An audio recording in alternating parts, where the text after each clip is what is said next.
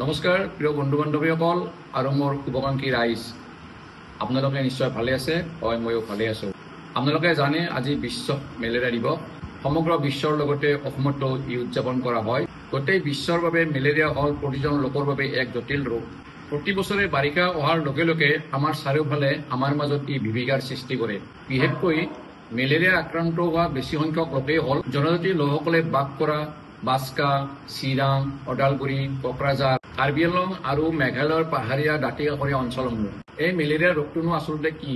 মেলেৰিয়াৰ বীজাণু প্লাজমডিয়াম নামৰ এবিধ অতি ক্ষুদ্ৰ পৰজীৱী জীৱাণু বা প্ৰাণীৰ দ্বাৰাই সংক্ৰমিত এন'ফিলিছ মাইকী মহে যেতিয়া এজন সুস্থ মানুহক কামোৰে তেতিয়া মেলেৰিয়া ৰোগ হয়। থুলমূলকৈ ক'বলৈ হ'লে মেলেৰিয়াৰ এই বীজাণুবোৰ এজন ৰোগীৰ দেহৰ পৰা আন এজন নিৰোগী মানুহৰ দেহলৈ এন'ফিলিছ মাইকী মহে সংক্ৰমিত কৰি সাধাৰণতে এই মেলেৰিয়া ৰোগটোৰ সৃষ্টি কৰিব পাৰে। মেলেৰিয়া ৰোগটো কেনেকৈ বিয়পিব পাৰে? যেতিয়া এন'ফিলিছ মাইকী মহে এজন মেলেৰিয়া ৰোগীক কামোৰাৰ লগতে ই ৰোগীজনৰ দেহৰ পৰা তেজৰ লগতে মেলেৰিয়াৰ বীজাণুবোৰ নিজৰ দেহত সোমাই লয়। তাৰ পিছত প্ৰায় 10-12 দিনৰ পিছত ই ৰোগ সংক্ৰমিত কৰিব পৰা হয়। তাৰ পিছত ই সুস্থ মানুহক সংক্ৰমিত কৰি 2 বা 3 সপ্তাহৰ ভিতৰত মেলেৰিয়া ৰোগটো সৃষ্টি কৰি এজন মেলেৰিয়া ৰোগীৰ পৰাই এনেকৈ আন বহুতলৈ মেলেৰিয়া ৰোগটো বিয়পাই দিব পাৰে। মেলেৰিয়াৰ লক্ষণ কি হ'ব পাৰে?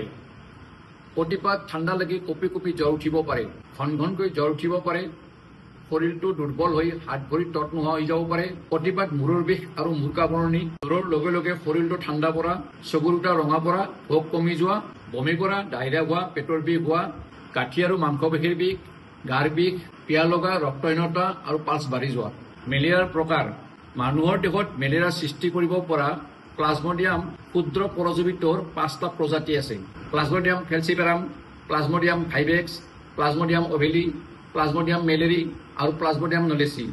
সাধাৰণতে আমাৰ ইয়াত প্লাজমডিয়াম ভাইভেক্স আৰু প্লাজমডিয়াম ফেলচিপেৰাম এই দুটাই মেলেৰিয়া ৰোগ দেখিবলৈ পোৱা যায়।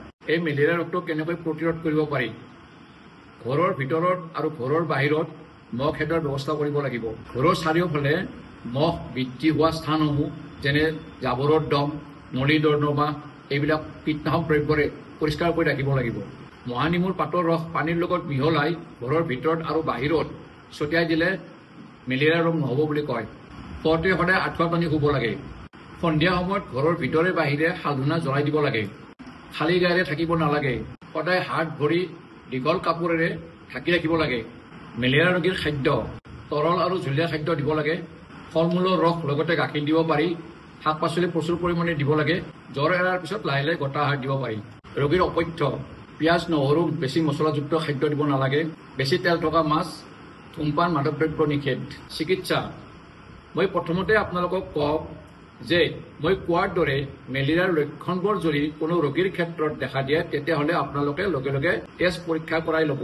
আজিকালি চৰকাৰী হস্পিটেলবিলাকত বিনা পইচাতে ৰেপিড ডায়েগনষ্টিক টেষ্ট আৰু ব্লাড শ্লাইড পৰীক্ষা কৰি খুব কম সময়ৰ ভিতৰতে ৰোগটো নিৰ্ণয় কৰি, অৰ্থাৎ পজিটিভ নে নিগেটিভ সেইটো নিৰ্ণয় কৰি লগে লগে তাৰ চিকিৎসা প্ৰদান কৰা হয়। সাধাৰণতে টেষ্ট পৰীক্ষা কৰাৰ সময়ত যদি RDT পজিটিভ আহে তেতিয়া ব্লাড শ্লাইড পৰীক্ষা কৰাৰ কোনো প্ৰয়োজন নাথাকে।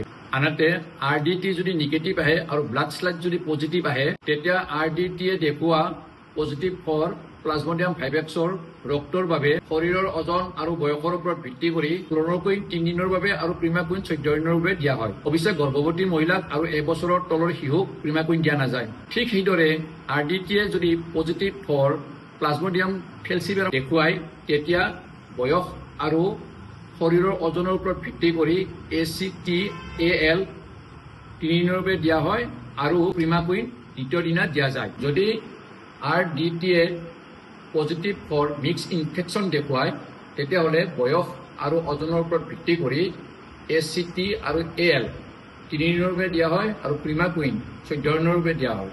যদি ব্লাড শ্লাইড নিগেটিভ আহে তেতিয়া মেলেৰিয়াৰ কোনো ধৰণৰ চিকিৎসা কৰা নাযায়। ইয়াৰ উপৰিও চৰকাৰী চিকিৎসালয়ত মেলেৰিয়াৰ নিচিনা গুৰুতৰ অৰ্থাৎ অতি জটিল ৰোগৰো চিকিৎসা কৰা হয়।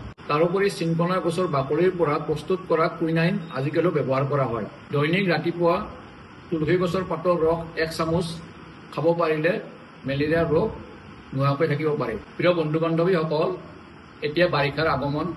এই বাৰিষাৰ আগমনৰ লগে লগে মেলেৰিয়া ৰোগৰ প্ৰকোপ বাঢ়ি যায়। গতিকে এই সময়ছোৱাখিনিত আপোনালোকে অধিক সাৱধানতা অৱলম্বন কৰিব লাগিব।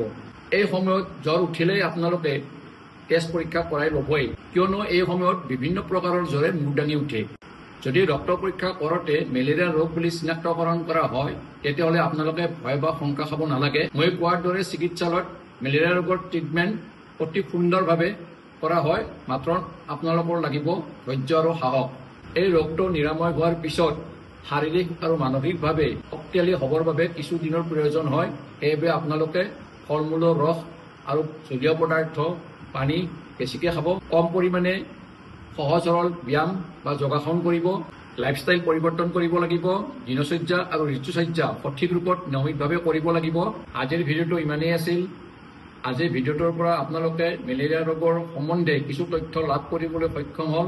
মই আশা কৰিম আপোনালোকে আপোনালোকৰ লগতে সমাজৰ সকলো শ্ৰেণীৰ লোকে যাতে সজাগতা আৰু সচেতনতা বৃদ্ধি কৰাটো উচিত, যাতে আপোনালোকৰ লগতে তেওঁলোকৰো কণ কণ ল'ৰা ছোৱালীবোৰেও যাতে এই মেলেৰিয়া ৰোগটোৰ পৰা বাচি থাকিব পাৰে। আজিলৈ আহিছোঁ, পৰৱৰ্তী ভিডিঅ'ত আকৌ লগ পাম আন এটা ভিডিঅ' লৈ। নমস্কাৰ।